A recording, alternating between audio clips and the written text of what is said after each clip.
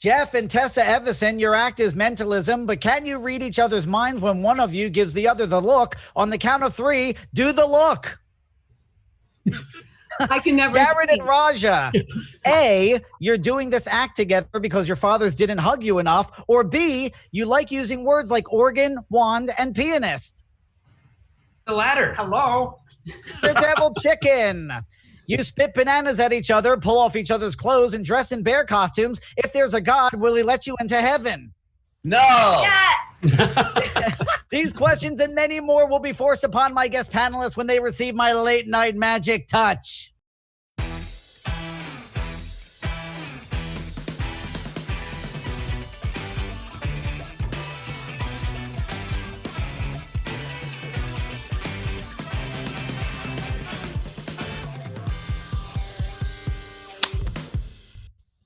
I'm Michael Paul. I am not a magician. I am barely a fan. Why am I here? Only to tease this illustrious world-class panel. Vaudeville is very much alive. Circus, comedy, variety, and burlesque are covered from head to toe through a roster of raunchy, rowdy characters from the mind of this team. Headlining international theater tours, world festivals, and events in multiple languages. You have never seen a show like this. They are the Daredevil Chicken. Reality TV stars and variety act duo. These two are uniquely known for mixing music and magic, headlining the Stratosphere and Bally's in Las Vegas, appearances on Shark Tank, AGT, Wizard Wars, and Masters of Illusion this June. They are Jarrett and Raja.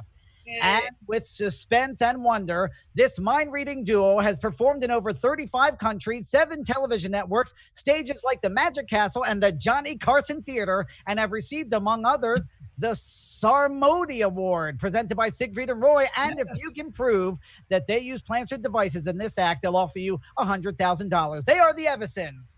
Thank you, panel. And thank you at home. Welcome to Late Night Magic Touch.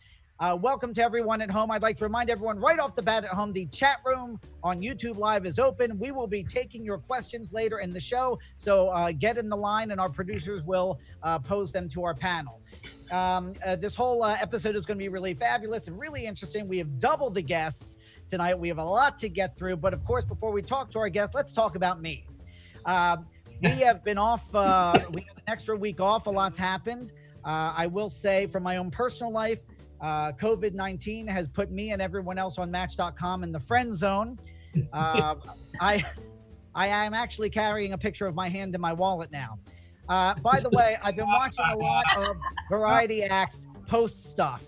So to all you ventriloquists, stop billing yourselves as comedy ventriloquists. It's already assumed, you asshole. Unless, of course, you're not doing your job, and then you have to tell the audiences what you were just doing. I actually, the other day with all the COVID stuff, I was walking down the street, and I passed by an African-American couple, and we were all wearing masks, and I was practicing social distancing, and I moved into the street, and they gave me the look like it was a black thing. I'm like, it's not a black thing. It's a COVID thing. I'm trying to respect your space. I can't win. And finally, my little brother's new girlfriend came to visit just as the quarantine hit. So they're living together. So, of course, my Jewish mother was very excited to have something to chew on, calling me every day. Are they getting serious or are they monogamous? Well, I'm sure they're in quarantine. They're not fucking other people. Just start playing Mahjong and calm down. But besides all that, let's talk to our guests. You know, panel, this is really a fascinating thing for me because in my past, I had worked with teams, casts, other people, and now for many years I'm a solo act. It's very different working along a cast with other people. So Jarrett and Raja, first of all, if you're creating an act with two separate backgrounds, magic and music, and so how do you integrate something like that evenly where it creates a sensibility that makes the audience not feel they're getting the head jerk, but also it's a good balance for both of you creatively?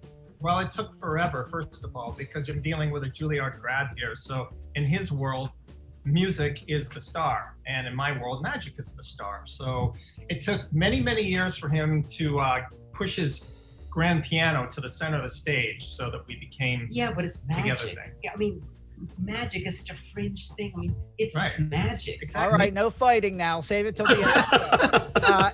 Come on, kids. Have another drink. Daredevil Chicken, same with you.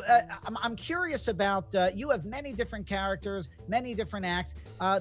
when you came together, is the work ethic the same when you're creating an act? Is it learning how each other works? Is there frustration there? And did you have ex-partners to try to do what you're doing now that didn't work out as well?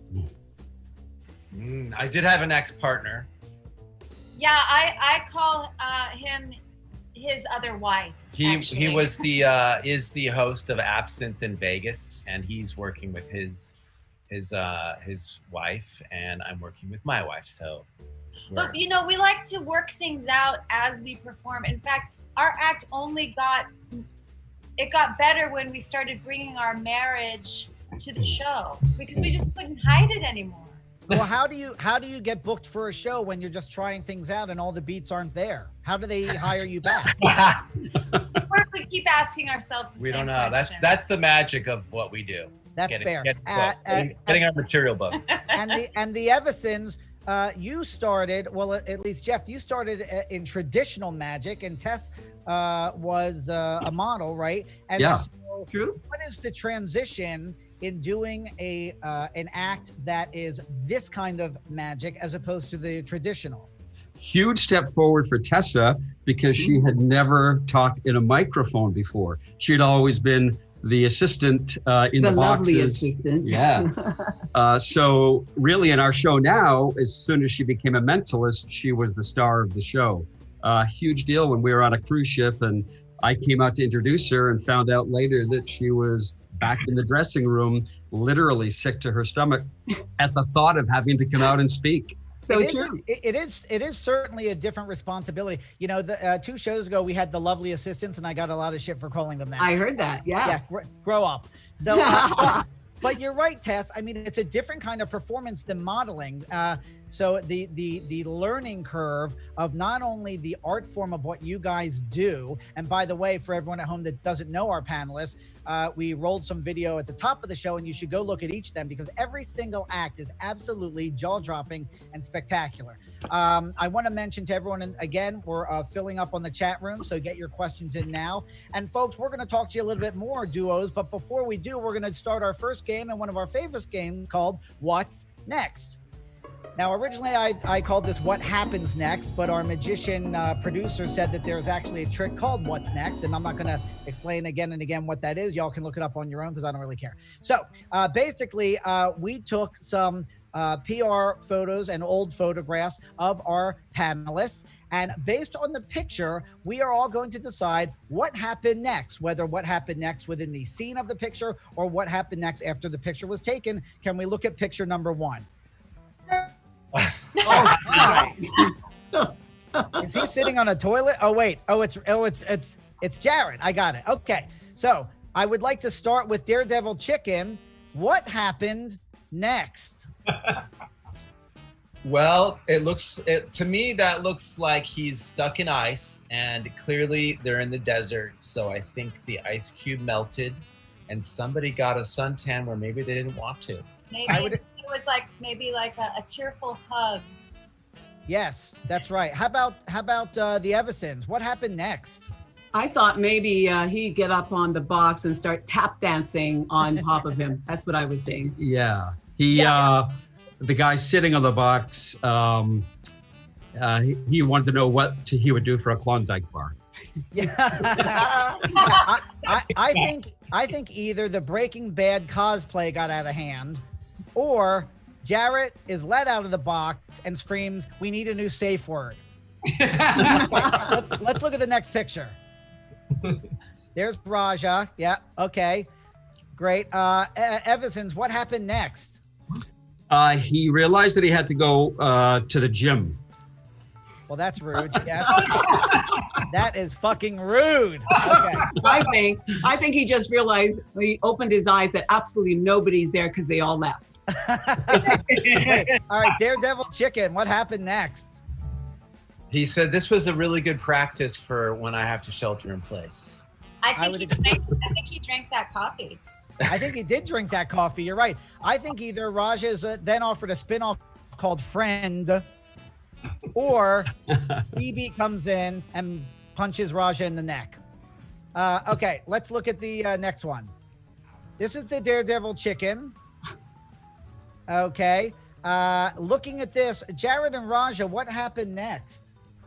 Well, I kind of is that a fanny pack or a strap-on? Because I can't see exactly. Well, but I think she's having a better time than he is, though. well, clearly, yeah. Yes, clearly. Okay, great. And Evasons? He said, no, don't put the watermelon there. Yeah. Right. Tess? I don't know. I was thinking my banana's better than your banana. Yeah, I agree. I was thinking John asks Svetlana, where's the third banana? Or right after this, a leopard mauls them both due to the shirts. Let's look at the next one. Well, look at that. Oh. That's special. Wow. Okay, Evasons? Yeah, where did the banana go? Yes, that's right. Raja and Jarrett? I'm digging the lady in the audience looking down his skirt. I didn't even notice her. You're right. What is she looking at? Exactly. I think he wants his microphone back. He kind of looks like Carmen Miranda before the Betty Ford clinic. But I think right afterwards, Steven Tyler sued Mark for ruining Welcome to the Jungle on too many levels. Right. That's actually what happened. Yeah. Let's look at the next one.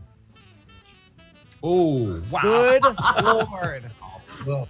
Wow. Let's just take a moment. Can we punch into that a little, Graham? Can we go in closer on that? This is so many wonderful things. I don't know where to begin. You don't have to, Graham, if you don't want to. Okay. Daredevil Chicken. Well, trends were established as soon as this photo was released. Like everyone started dressing and wearing this. I mean, look at that. Look at that dude. Look at that haircut. I think a lot of people just gave up on life after this. Yeah. And Raja and Jarrett. Well, she's just thinking, I've got bird shit in my hair. I was gonna say. I think that's not too far off from. I think what happened next for each of them was different. I think what happened next for Jeff was he realized there were more feathers in his hair than on the bird, and then they were both offered the bus and truck tour of the Jeffersons as Helen and Tom Willis. By the way, the bird was not cast in that tour. Let's look at the next one. Fancy. Raja and Jarrett. What happened next? Oh. Well, Tess has definitely caught a scent. Yeah. Yes, I would agree. It's obviously off of the ball. Raja, anything else? You got me there. All right. How about Daredevil Chicken? Well, I think that he shook the snow globe and there was And she's just thinking about it. She's just having a memory of what just happened. I that's a good answer. I think Tessa looked into the orb and saw her next husband, and what happened next afterwards was Jeff runs to H&M for more bracelets. Well, thank you, panel, for playing What's Next. That was really fun. And now, before we go any further, I think it's important that we stop just for a moment for our very first magic moment. No one uses rabbits anymore. It was slowly, I worked with a lot of people. Yeah, a lot of people back in the day. Then there was less rabbit work, so I used to go in and play other kinds of animals. Like I worked for Siegfried and Roy for a while. That got my acting career rolling. I did the first national tour of Hamilton for about 3 years. Thank you, Rabbit. Now let's get to our panelists a little more in depth. First of all, Jarrett and Raja. Jarrett, from the magic side, you worked under Harry Blackstone, and later you worked with Johnny Thompson, who I was very close with. And Raja, as we mentioned before, Juilliard, toured through Europe. I have heard of magic and comedy and magic and juggling and magic and drinking heavily and magic and punching yourself in the balls, but not magic and piano playing. I'm curious, first of all, do both of you do the other specialty as well? Actually, yes. Actually, Jared does play the piano, and that's how we met when he was doing his show off Broadway, New York, Alternate Reality. But then we were doing a corporate gig at the Friars Club, and they needed a piano, didn't have a sound system, so he got me. We just knew each other's friends in New York. That's how we started. For me, yeah, definitely getting the magic business was completely off the wall, and foreign to me. I didn't know anything about magic, about the whole world, frankly. And it was fun, and it brought out a lighter side of me, but it's still, music's still my first passion, but I do enjoy doing our crazy stuff together on stage. Well, certainly like the Evasons, it's a very different style of performance. You're not just using your fingers or your body, there's facial recognition for the audience as well. I wonder which is harder to learn. Do you guys have a signature piece integrating both of those that your act is known for? Yeah, the Red Heart, right? Yeah, well, the Red Heart of Court song. Yeah, the song in half definitely is one of our signature pieces. What does that entail, briefly? Well, the reason that is because we really married music and magic, in that the magic is that I saw Raja in half without any container, just the body, and I take his top portion, his head portion, and I roll it up to the piano so that he can reach over and finish playing, the piece that he was playing to complete. So yeah, so you see, we try to create pieces which really integrates the music and the magical piano. Not my favorite piece to do. It really just is a lot of work. I'm sure. And Mark and Svetlana, now you guys met at a circus audition. Your show is one of the most interesting shows I ever saw. You do a ton of characters. There's a physical theater. There's comedy. You do magic as well. You do the quick change.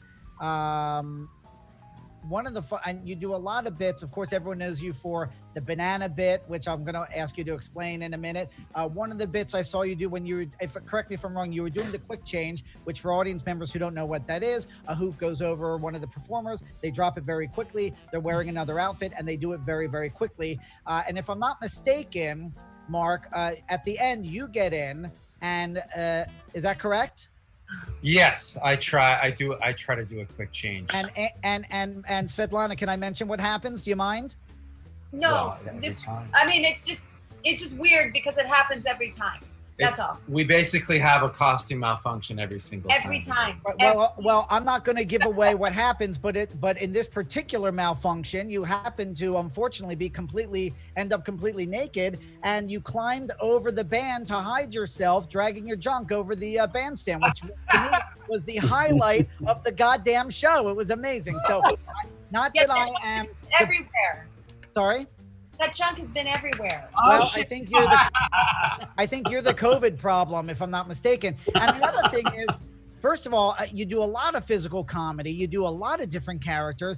And I don't know how long you plan on doing this act, but I would think because you do these very extreme characters, the older and baggier you get, the funnier it's going to be. Would you think? That's what we're gambling on. Well, and to be fair, that is what's happened. Yeah.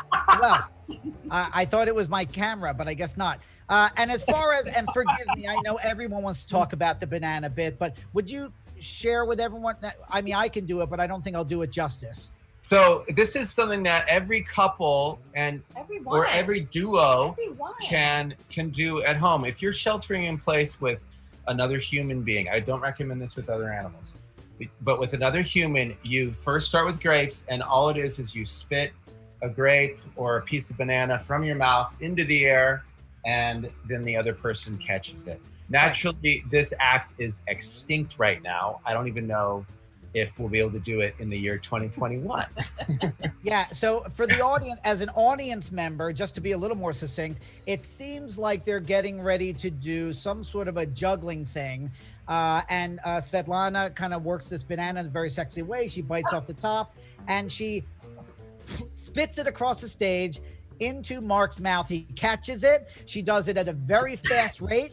He accidentally spits it into the audience. There are audience members spitting bananas into Mark's mouth. It is the greatest piece of show business. I don't know who said theater was dead, but if it is, this is what killed it. And let me just ask, how'd you get the act name? Daredevil Chicken. Here, let's see if there's a photo.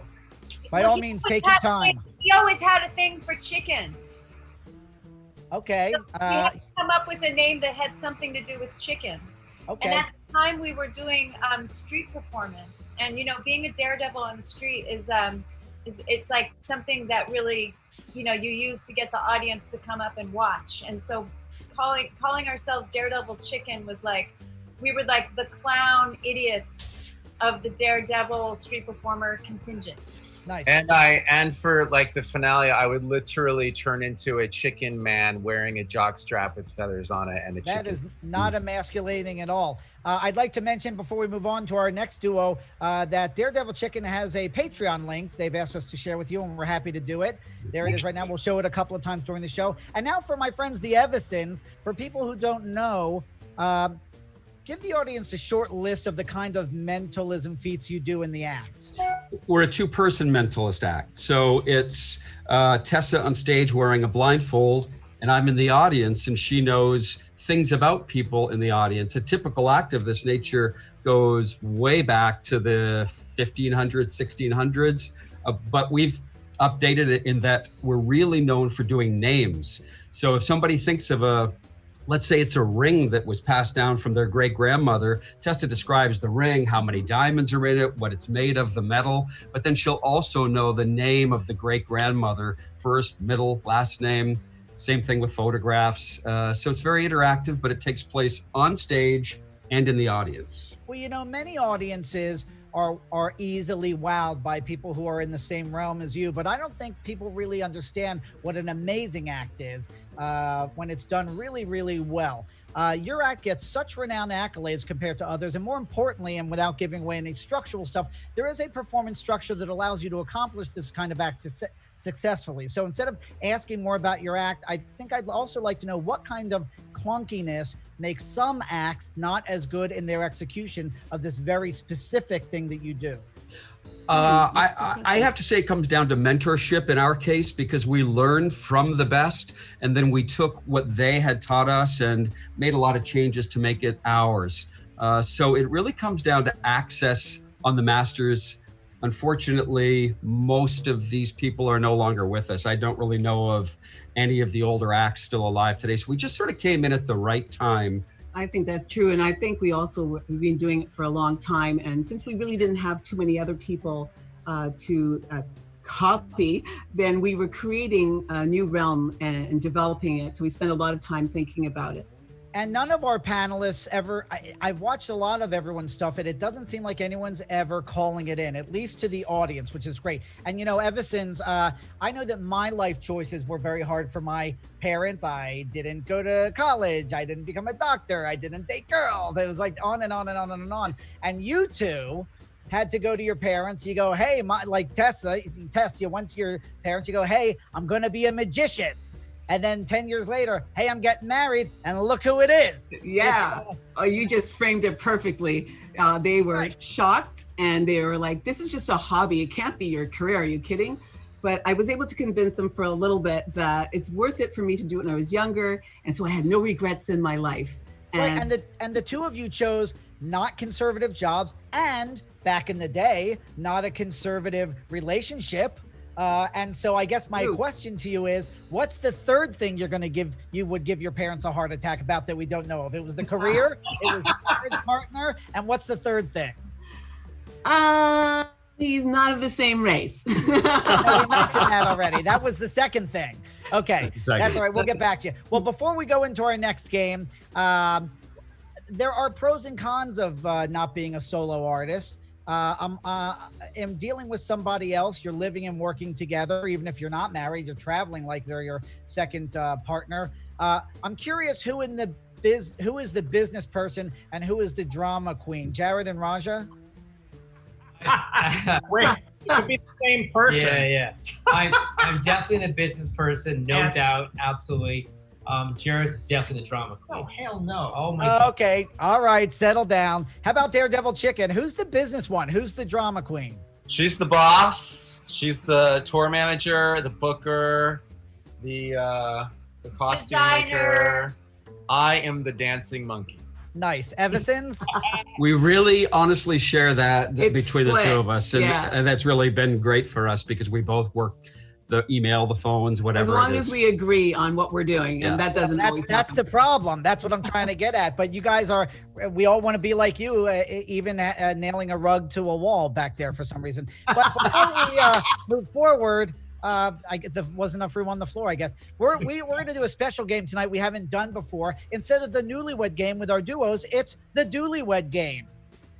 Now, before the show, for our audience, we asked our panelists to write down their answers to a series of questions. Neither one of them in the duo knows what the other person wrote. Look at that great graphic. Hey, I'm in a box. Oh, it's a little cockeyed there. There we go. Okay, I need Dramamine. So we're going to ask these questions and see how well you know your partner in your act. Okay, we have asked the Evasons to withhold using their powers of deduction for this particular game. So let's start with Ann, Jarrett, and Tessa. Ann, Jarrett, and Tessa, who is your partner's embarrassing show business crush? Okay, we're going to start with the Evasons. Let's go to the Evasons. The question again is, who is your partner's embarrassing show business crush? Tessa, who did you say? Oh, wow. Who is it, Tessa? Read it out loud. Pink. It's Pink. Pink. And what did you say, Jeff? Pink. Oh my God. There we go. You're really psychic. Fantastic. Okay. He seems to be writing forever. Great. How about Jarrett? Jarrett, who is your partner's embarrassing show business crush? Say it out loud. It's actually it's his wall calendar. Oh. And okay. What is the wait? What's the wall calendar of? It's the You don't have to tell me. Don't tell me, Raja. Raja, who's your crush?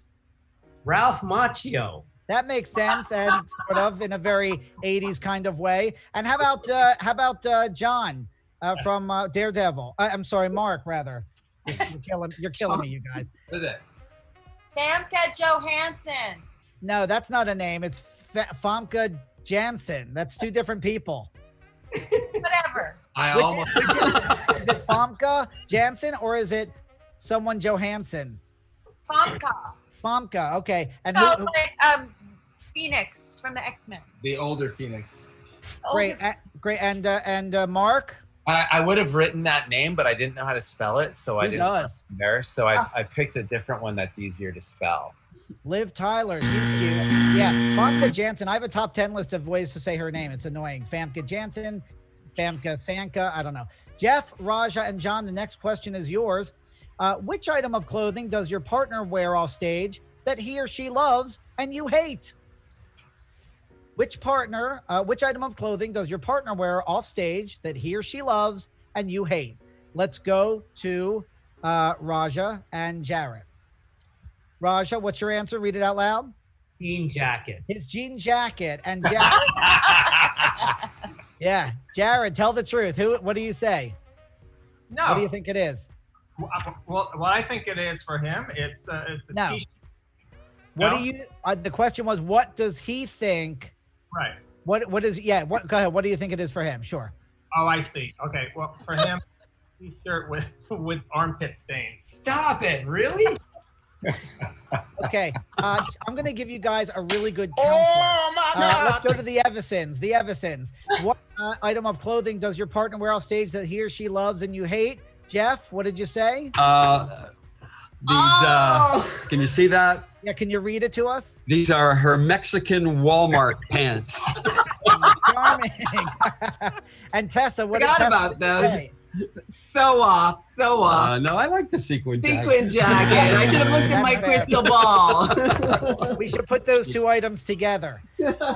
Okay. And of course, Daredevil Chicken. What do you got? Pajamas in public. Yes. And what did you say there, Svetlana? Shower shoes. Yeah. Shower shoes. Oh. You wear the shower shoes in public? Yeah. Well, shower shoes give you confidence. So I don't think that's a go thing. anywhere with shower shoes. You can go anywhere with showers. Yeah. I think. Sometimes you you put the on this. Oh, Okay. I've stopped caring. Let's go on to let's go on to the next question. This is for Ann, Jarrett, and Tessa. What was the one thing your partner asked you to do in the show that you really didn't want to do? Let's go to Svetlana with Daredevil Chicken first. What was the one thing your partner asked you to do in the show that you really have not wanted to do? Juggling knives over my vagina on a slack rope. Well, I mean, that old chestnut. Instead of trying it, I predicted the answer And I have a photo. Wait, go in close. We can't see. And go up a little. Go up, go up, go up. There you go. Look at that. That is Wow. wow. The world is your gynecologist. Okay. Let's move on. Let's go to the Evasons, please.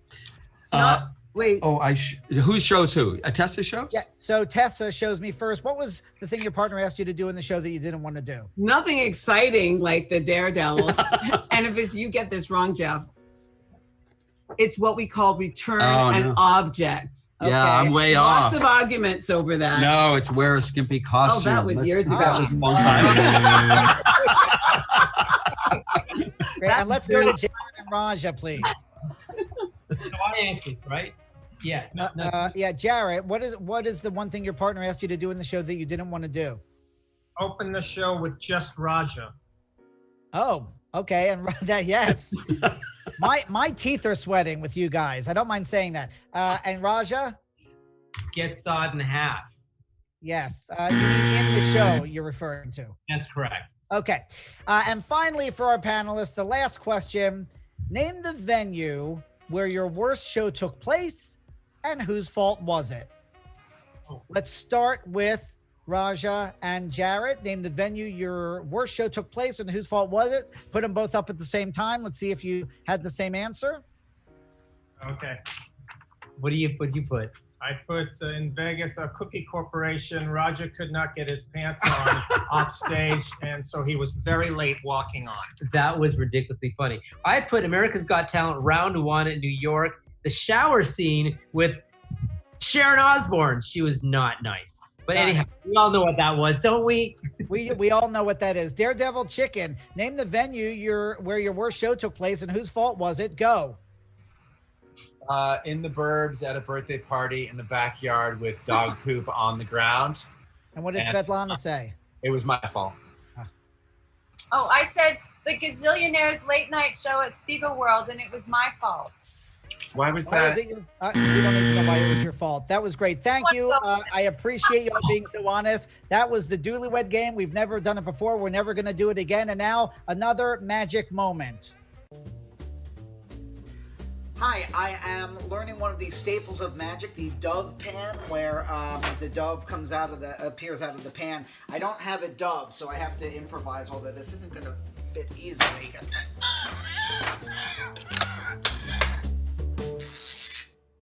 All of your All right, I totally messed that up. Evasons, I'm so sorry. I want to know. Name the venue. I shouldn't have said anything, but Kolkata, India, my fault. And we don't need to get into details. Yeah, my goodness. I should have thought that one. It was at a McDonald's event, and I forgot my memory test. It was my fault. So Yikes. You didn't do it their way. Jeff, you did a show in Calcutta? Yeah, we've done a few shows in India, but Kolkata was one. Yeah. I'm huge in Calcutta. Okay. Now, you know, everyone at home, we're wrapping up the show, but before we do, everyone thinks entertainers only know about their business and don't know what else is going on in the world, and we do. So let's do a little bit of our magic monologue.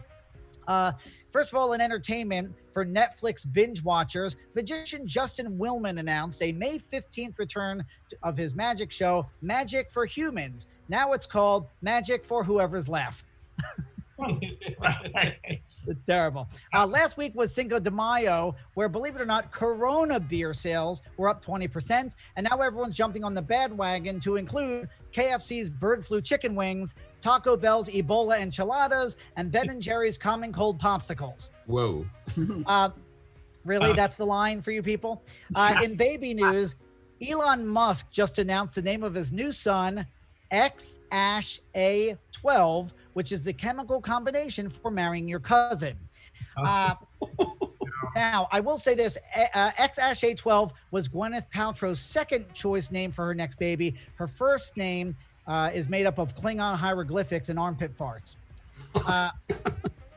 I knew that would not work. Earlier this week, Chanel's most popular perfume turned 99. Coco thanked the public for their patronage and was happy she renamed Chanel No. 5 from its previous name, COVID No. 19. And finally, according to entomologists, the recent discovery of murder hornets are angry and dangerous. The the Hornet Queen released a statement insisting that until they're judged by a jury of their peers, they are alleged murder hornets. And now, folks, yes, I feel the same way. Let's play my favorite game to almost close out the show, Fuck, Shackle, Saw. Of course, this is just like the childhood game Sex, Marry, Kill for our panel. And because this is a duo panel, can we look at our honorees in this discovery process? Yes, there they are. Get a good look at them. Again, from the magic world, we all know what, fuck is when things don't work. Shackle, of course, is when the usually with when the hands are bonded or someone help me out here. When you're using, Correct. I can't. Yeah, right. When somehow with rope or whatever else, and saw is sawing the person in half. So, fuck, shackle, saw, one of each. Daredevil Chicken. What is your choice? Definitely shackle Batman and Robin. Sure. Keep going. You have to name them all. I would saw Donnie and Good. because then I'd want, And then we shackle the Olsen twins. Okay, I think that's fair. Oh, Wait, why don't we do it this way? This is why duos are confusing. Let's do Mark first. Fuck, Right. shackle, kill. Name it.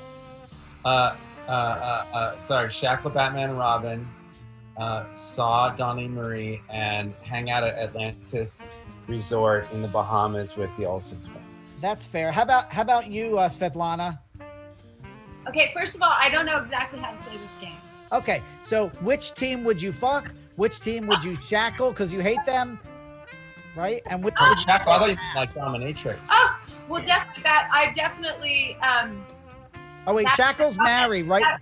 Wait, producers, isn't that right? Shackles marry. I'm sorry. Fuck, marry, kill. So fuck, shackle, saw. Donnie and Marie. Donnie and Marie. I would fuck Donnie and Marie. You would. Okay. Boy, this is going very well. Evasons. Oh. They look like us. Look at them. Yes. Yeah, but Evasons, tell me. Let's do Tess first. Fuck, shackle, saw. So I would fuck Batman and Robin. Absolutely. I think I would shackle Donna Marie and cut the Olsen twins in half. I agree with you. How about Raj and Jarrett? Oh, this is a no-brainer. We totally fucked Batman and Robin. Yay. You like the way he's taken over? Yeah, already? we saw the Olsen twins. Yes, and- we would saw. them. Yeah, double and, saw. and we shackled Donnie Donnie Marie. Great. Thank you, panel. I will say once we got it up and running, it was really, really not worthwhile. But thank you for I am just absolutely thrilled that we got gorgeous, petite, lovely Tess to use the F-bomb. Now, before we go, I just want to tell everyone at home that we only have 2 shows left. We're going to have wild cards like the iconic Fielding West from an undisclosed location. You love them or you hate them, the Masked Magician, and some of the bad boys of magic, aka those who are entangled with the law. But next week, we have the funniest, snarkiest, and most important magic stars of them all, the Magic Stage Technicians. And now, panel, I'm thinking of a number from 1 to 100. Evasons, what is that number? I've written it down. What are you thinking? No. It's my game. This is my show. 99. 99, you say. Daredevil Chicken, what is the number? 69. Oh God. Very good. And of course, Raja and Jarrett, what is the number? 69. The winner are the Evasons due to their powers, of course. And now, Evasons, because you won, I need you to sing at least one line of the Donnie and Marie song, I'm a Little Bit Country. Go. I don't even know the song. Neither do I. Raja and Jarrett, can you take us home? I'm a little bit country. I'm a little bit rock and roll. Yeah. Oh, yeah, All right, that that one. will do. That will do. Thank you, panel. Thank you, viewers. And of course, on a serious note, thank you, Roy Horn, for everything. Good night. Good night. Night. Night. Hang on.